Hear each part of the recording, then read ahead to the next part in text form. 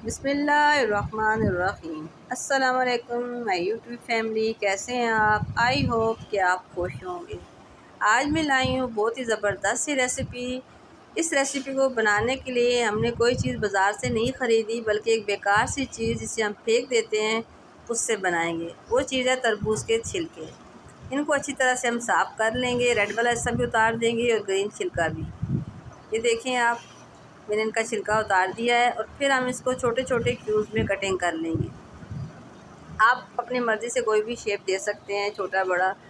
Cutting हो चुकी है और यहाँ पे हमारा पानी भी गर्म है। पानी में हम इनको शामिल करके पकाएंगे अच्छी तरह। इनको 10 से 12 मिनट तक हम पकाएंगे, जब तक ये ट्रांसपेरेंट ना हो जाए। अभी देखें ये ट्रांसपेरेंट नहीं है, जैसे ये कुक होंगे तो ये ट्रांसपेरेंट हो जाएंगे। बहुत ज़बरदस्त चीज़ बनने वाली है। इस वीडियो के बाद मुझे उम्मीद है कि आप तरबूज के छिलके कभी भी वेस्ट नहीं करेंगे।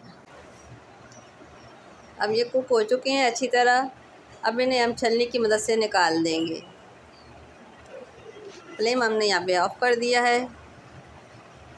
आप देख रहे हैं इनका कलर चेंज हो चुका है, बिल्कुल ट्रांसपेरेंट हो चुके हैं, बड़े ज़बरदस्त से लग रहे हैं। यहाँ पे एक कढ़ाई में हमने चीनी शामिल कर ली 1.5 कप।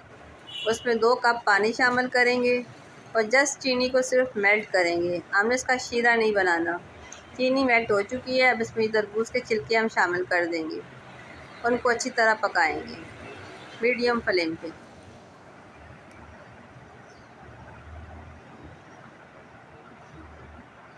अब इसमें शामिल करेंगे हम साथ ही वनीला एसेंस। आप गुलाब का अर्क भी शामिल कर सकते हैं। ये रेडी हो चुके हैं। अब हमें इसको फ्लेम को ऑफ़ करेंगे और निकाल के बाउल में डालेंगे। पहले से हमने कलर ऐड किया हुआ था। इसको अच्छी तरह से मिक्स करेंगे। ये शुगर सिरप के साथ ही हमने शामिल किए हैं। अच्छी तरह मिक्स करने के बाद इनको हम 8 या 10 घंटे के लिए छोड़ देंगे, या आप ओवरनाइट इनको रख दें। मैं भी यहाँ इनको ओवरनाइट के लिए रख रही हूँ। मिलते हैं हम सुबह। ये देखें, रात गुजरने के बाद ये हमारी टूटी फ्रूटी ज़बरदस्त सी ड्राई हो चुकी हैं। अब इनको छलनी पे निकालेंगे ताकि जितना भी इनका एक्स्ट्रा शुगर सिरप है वो निकल जाए।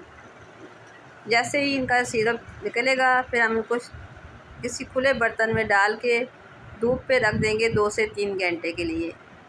मैंने भी इनको ट्रे में डाल दिया है और धूप पे रख दिया है। 2 घंटे गुजरने के बाद धूप से उठा के इनको रूम में पंखे के नीचे रखा है 2 दिन के लिए। 2 दिन बाद ये टूटी फ्रूटी बिल्कुल हमारी रेडी हो चुकी हैं।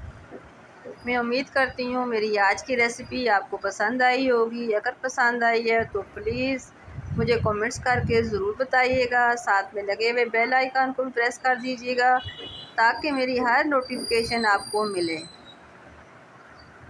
तो मिलते हैं हम नेक्स्ट किसी अच्छी सी रेसिपी के साथ। तब तक के लिए अल्लाह हाफिज़।